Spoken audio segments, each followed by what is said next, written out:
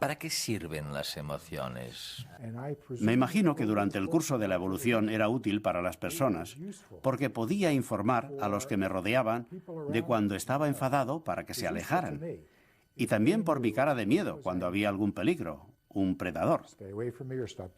Cuando me lo paso bien, quería decir que quiero más. Y cuando lo estoy pasando mal, quiero que me ayuden. Incluso ahora que en el siglo XXI tenemos unas vidas más individuales y pensamos que quizá es mejor no saber cómo se siente todo el mundo.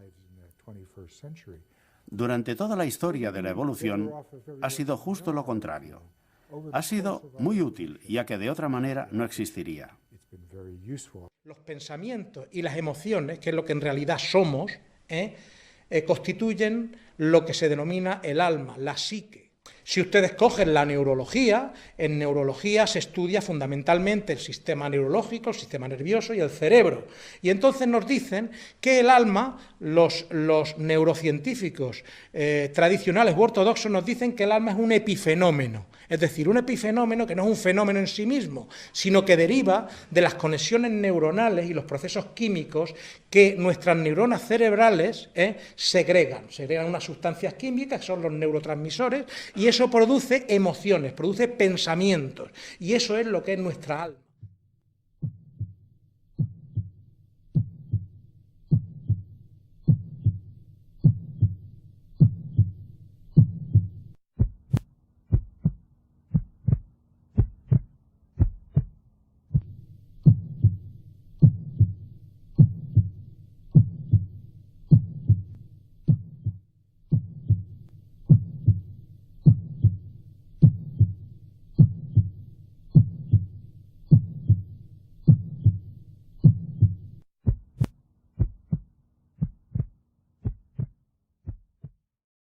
Saludos y sed bienvenidos a un nuevo programa de sanaemoción.com. El tema de hoy son las emociones.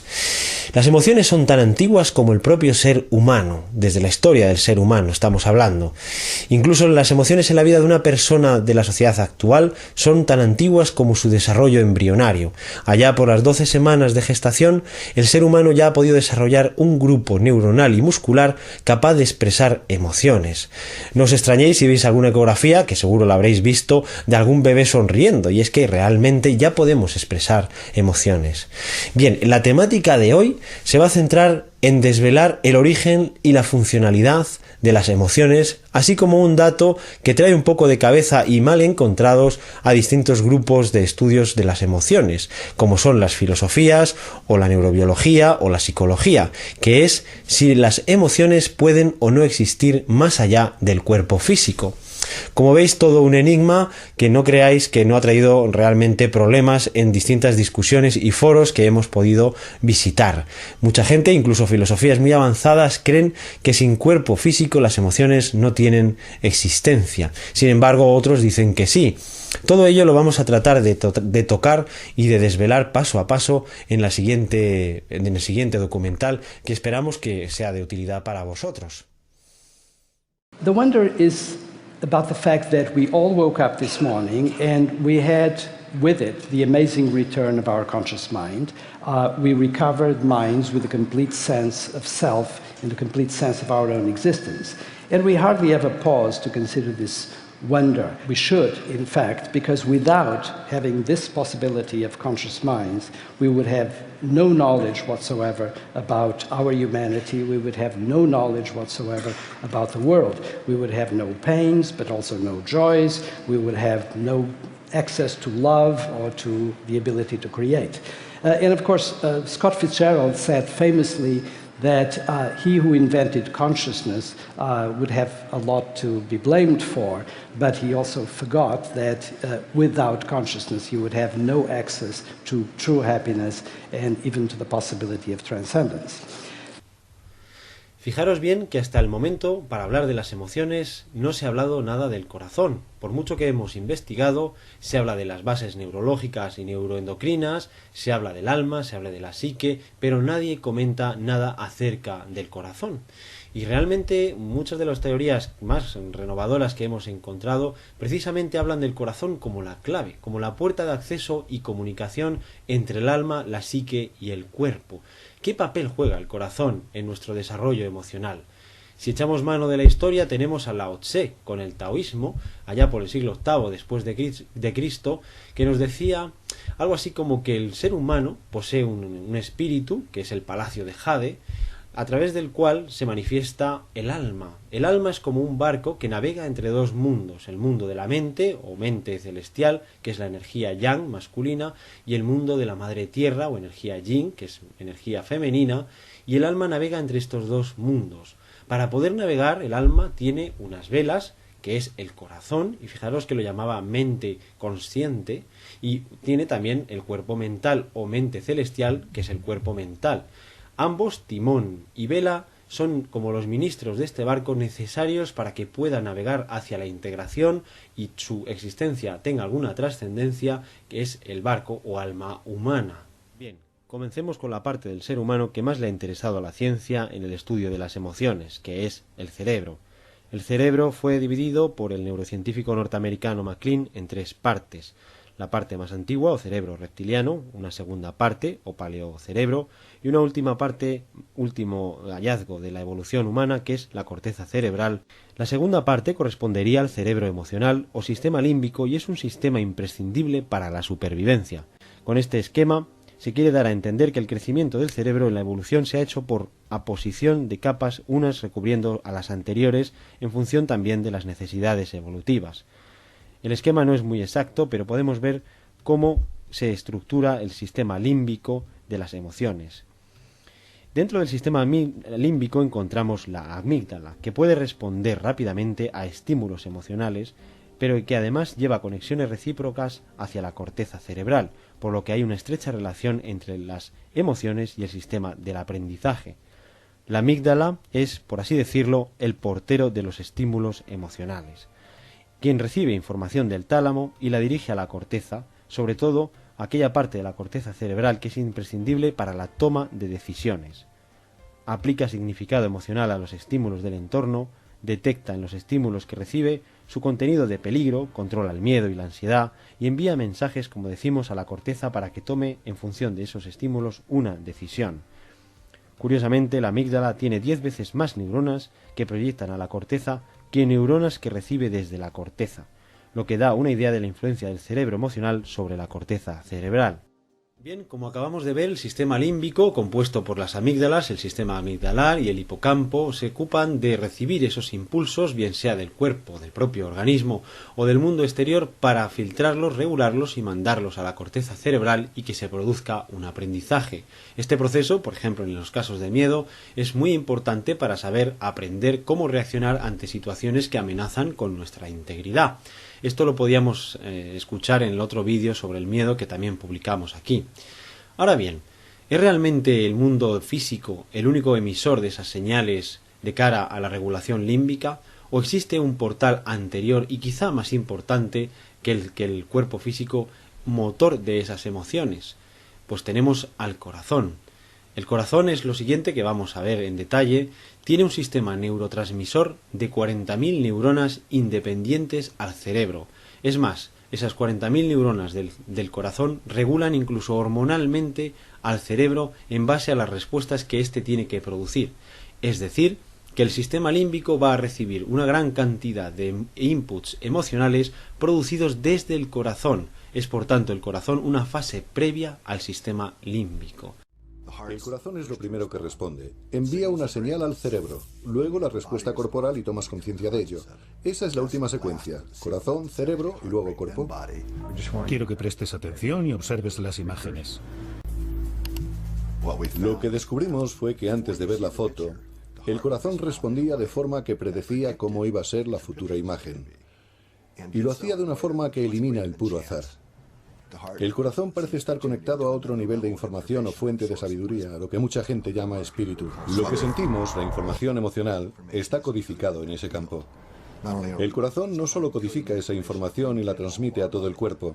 Igualmente, cuando dos personas están en el mismo entorno, esa información se transmite entre ellas. Nuestro corazón tiene un sistema nervioso independiente bien desarrollado, con 40.000 neuronas y una compleja y tupida red de neurotransmisores, proteínas y células de apoyo que lo convierten además en una auténtica célula hormonal. Por tanto, como demuestra la Universidad de Oxford, entre el 60 y el 65% de las células del corazón no son musculares, sino neuronales. Se comunica además por impulsos nerviosos que pueden inhibir o activar diversas partes del cerebro e incluso influir sobre nuestra percepción y sobre nuestra toma de decisiones. El corazón se ha demostrado que puede aprender, recordar y tomar decisiones independientemente del cerebro. Se comunica biofísicamente mediante ondas de presión y energéticamente mediante la creación de un campo electromagnético que llega a tener 5 metros de radio, generando ondas de radio y de luz, que puede interactuar con otras personas hasta a una diferencia de 2,5 metros de distancia entre las dos personas. Esto quiere decir que dos personas pueden entrar en coherencia si unen estos campos electromagnéticos en la proximidad entre sí. Es por tanto muy importante comprender que el corazón ocupa un lugar predominante en la constitución del sistema integral del ser humano.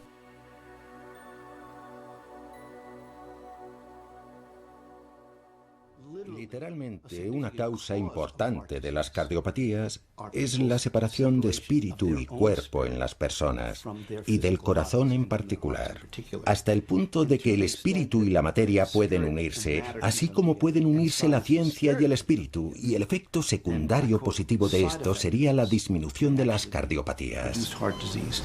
A veces la gente pregunta si es posible que estés trasplantando incluso el alma y el espíritu de esa persona. Yo me veo obligado a contestar, sí, es posible.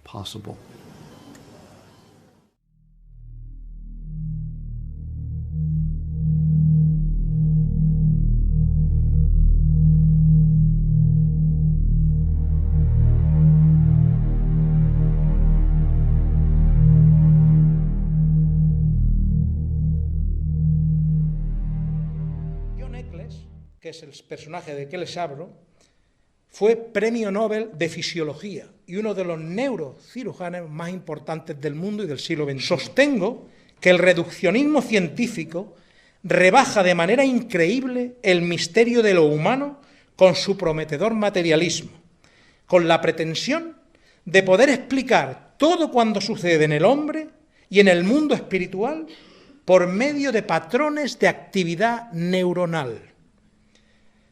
Esta idea de mis colegas debe catalogarse como una superstición. Debemos reconocer que somos criaturas espirituales, dotadas de alma, que moran en el mundo espiritual, así como seres materiales cuyos cuerpos y cerebros existen en un mundo material. Como veis, qué importante todo lo que dentro del ser humano acontece y cómo cada una de las partes es fundamental. En el cerebro humano existen lo que denominamos las neuronas espejo, que son aquellas responsables de lo que denominamos también la empatía. Sin embargo, creemos que realmente las neuronas espejo no son sino la herramienta física en el cerebro de lo que sucede antes en el corazón. No son sino estos campos electromagnéticos del corazón los que nos interconectan entre unas personas y otras. Es decir, que estamos abocados a aprender y a autorregularnos de forma social. El ser humano es gregario, es social, y dentro de su sistema de autorregulación evolutivo está en la comunicación energética, a través de la cual se transmiten informaciones, sobre todo de tipo experiencial.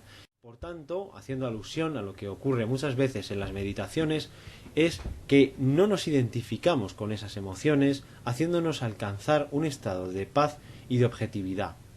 Nosotros pensamos que esto es así, que esto es muy útil y muy válido de cara a un equilibrio emocional que nos ayude a regularnos mejor.